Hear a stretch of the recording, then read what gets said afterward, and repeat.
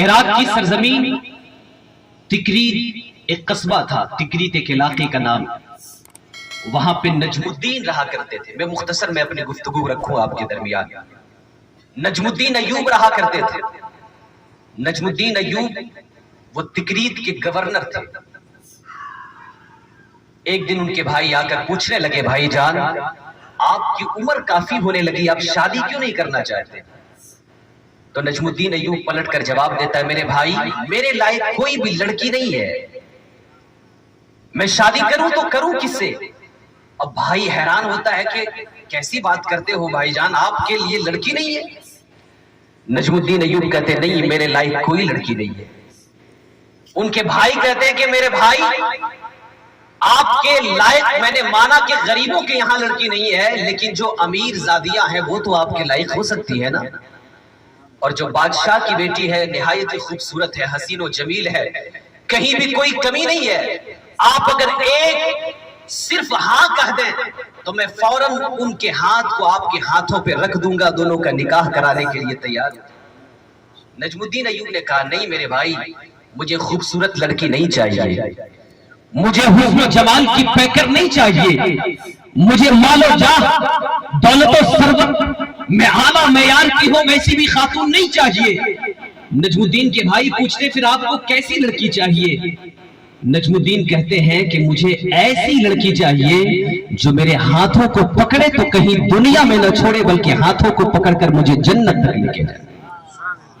مجھے ایسی ویسی لڑکی نہیں چاہیے، ایسی لڑکی چاہیے جو میرے ہاتھوں کو اگر دنیا میں پکڑے تو پھر کہیں اور گلی کوچوں میں نہ چھوڑ دے بلکہ میرے ہاتھوں کو پکڑے تو میرے ہاتھ کو پکڑ کر اس وقت تک وہ پکڑے رکھے جب تک مجھے جنت میں داخلہ نہ دلائے۔ بھائی نے کہا بھائی آج کے زمانے میں ایسی لڑکی نہیں مل سکتی ہے۔ کہا کہ ٹھیک ہے اگر نہیں ملے گی تو میں شادی کرنے کے لیے تیار نہیں۔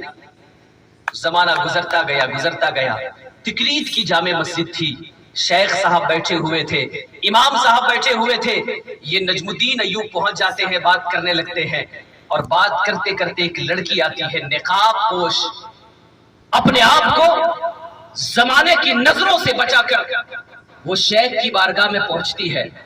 شیخ ایک طرف نجم الدین سے بات کر رہے تھے تو دوسری طرف لڑکی آ جاتی ہے۔ شیخ صاحب کہتے ہیں بیٹا نجم الدین رک جاؤ، یہ لڑکی ہے، جان پہچان کی ہے، اس سے تھوڑی دیر بات کرنا ہے۔ نجم الدین نے کہا جی حضور آپ کی جیسی مرضی۔ بات کرنے لگے، وہ شیخ پوچھتے ہیں بیٹی یہ تو بتاؤ، میں نے خوبصورت لڑکا بھیجا تھا، بہترین اخلاق کا مالک بھیجا تھا، مال و دولت میں کہیں کوئی کمی نہیں تھی، تم نے اس لڑکے سے شادی کرنے کا انکار کیوں کر دیا؟ وہ لڑکی کہتی ہے شیخ صاحب بے شک آپ نے بڑا اچھا لڑکا بھیجا تھا، عمدہ لڑکا بھیجا تھا، دولت و ثروت میں کہیں کوئی کمی نہیں تھی، بلڈنگ بھی عالی شان تھی، لیکن میرے سرکار میرے شیخ میں چاہتی ہوں کہ مجھے حسن والا لڑکا نہ ملے، پیسہ والا لڑکا نہ ملے، اگر مجھے ملے تو کوئی ایسا لڑکا ملے جو میرے ہاتھوں کو پکڑے تو کہیں اور نہ چھوڑے بلکہ مجھے ڈائریکٹ جنت لے کے جائے۔ ابھی تک نجم الدین بیٹھے تھے، ادھر لڑکی تھی، ابھی تک یہ بھی انتظار میں تھے کہ کوئی ایسی لڑکی مل جائے جو ہاتھوں کو پکڑے جنت لے کے جائے، ادھر لڑکی بھی انتظار میں تھی کہ کوئی ایسا لڑکا ملے جو ڈائریکٹ جنت لے کے جائے۔ نجم الدین نے جب سنا تو شیخ کو بیچ میں روک کر کہتے ہیں کہ حضور ایک زمانہ گزر گیا، شادی کا ارادہ دل میں لیے ہوئے ہوں، لیکن آج تک کوئی ایسی لڑکی نہیں ملی جیسا میرا ارادہ ہے، جیسی میری خواہش ہے، لیکن آپ کی بارگاہ میں آنے کے بعد مجھے احساس ہوا ہے، اس بچی کی آواز کو سن کر، اس خاتون کی ان تمام تر باتوں کو سننے کے بعد مجھے احساس ہوا ہے کہ جیسا لڑکا انہیں چاہیے ویسا میں مل گیا ہوں، جس طرح سے لڑکی مجھے چاہیے ویسی مجھے لڑکی مل گئی۔ اس لیے اب تاخیر مت کیجئے، دونوں کا نکاح کرا دیا جائے۔ شیخ نے دونوں کا نکاح کر دیا۔ میں آپ کو تکریت یہ عراق کی سرزمین کی بات سنا ہو رہا، جب دونوں کی شادی ہو گئی، شادی ہونے کے بعد ایک لڑکا ہوتا ہے جس کا نام یوسف رکھا جاتا ہے، اور وہی لڑکا جب بڑا ہوتا ہے، آپ سوچ رہے ہوں گے کہ یہ واقعہ میں کیوں سنا رہا ہوں آپ کو، اب آئیں جس کی طرف آپ کے ذہن کو میں لے جانا چاہ رہا ہوں۔ وہ لڑکا یوسف پیدا ہوتا ہے اور وہی بڑا ہو کر آج جو فلسطین کی سرزمین میں ظلم و ستم کا ماجرا ہے، ہر طرف مسلمانوں کے خون کو پانی کی طرح بہایا جا رہا ہے، وہی سرزمین تھی اور وہ مسجد اقصی جہاں مصطفیٰ کریم معراج میں تشریف لے گئے، وہ مسجد اقصی عیسائیوں کے قبضے میں جا چکی تھی۔ ان دونوں کی جب شادی ہوئی، لڑکا ہوتا ہے، یوسف نام رکھا جاتا ہے۔ یہ لڑکا جب اپنی آنکھ کو کھولتا ہے تو دیکھتا کیا ہے کہ جس مسجد سے مصطفیٰ کریم معراج میں گئے، خدا سے ملاقات کے لیے گئے، اس مسجد میں نہ جانے کفر و شرک کے کیا کیا کام کیے جا رہے ہیں۔ یہی لڑکا جب بڑا ہوتا ہے تو پھر اس مسجد کو عیسائیوں کے قبضے سے آزاد کراتا ہے اور خدا اور اس کے رسول کے ذکر سے اس مسجد کو آباد کرتا ہے۔ تو یہ لڑکا آگے چل کر صلاح الدین ایوبی بنتا ہے۔